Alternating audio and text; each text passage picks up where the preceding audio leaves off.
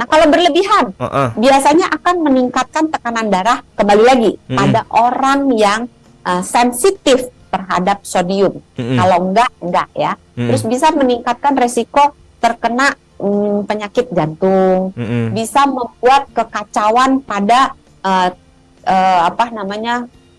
fungsi ginjal gitu. Bisa kalau dia berlebihan banget, bisa mengganggu fungsi otot.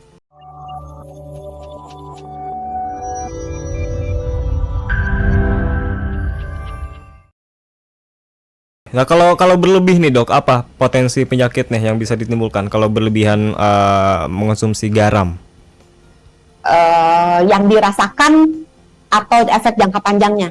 Yang dirasakan dulu deh dok. Yang dirasakan. Biasanya kalau kita makan terlalu banyak garam yang terlalu asin, kita sering rasa tenggorokannya kering, haus gitu kan.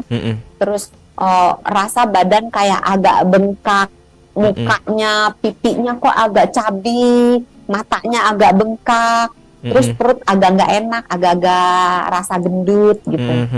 Terus biasanya kalau kita minum banyak, maka itu akan membantu kita untuk mengeluarkan garam-garam yang sudah terlanjur dimakan.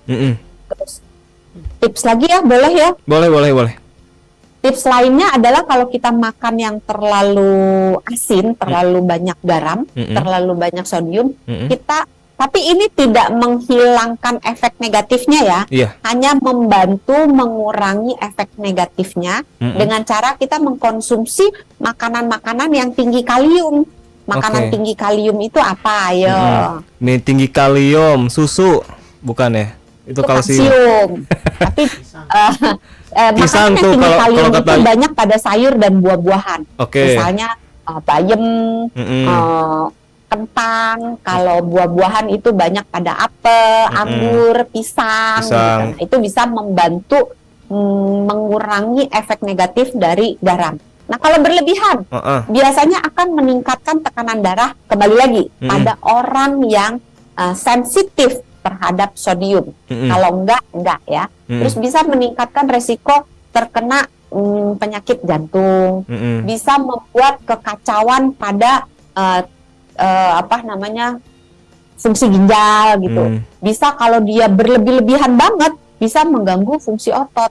Jadi sebaiknya bukan nggak boleh ya, baik garam maupun micin, kita harus membatasi asupannya, jangan melewati batas yang diperbolehkan. Oke, kalau gitu ya, kita sudah kenalan sama garam yang ternyata juga punya potensi yang hampir sama juga ya kalau gitu sama micin. Tapi kalau kekurangan garam kan bisa jadi gondokan juga ya dok ya? Sebetulnya yang bikin gondokan itu adalah yodiumnya, bukan garamnya. Maka sekarang hampir semua garam yang beredar di pasaran itu adalah garam-garam yang sudah ditambahkan yodium. Perhatiin deh, kalau kita beli garam pasti ada tulisannya garam beryodium, garam dengan yodium. Oke, itu karena untuk mengantisipasi tidak terjadinya gondokan gitu ya dok ya? Ya, itu program pemerintah itu.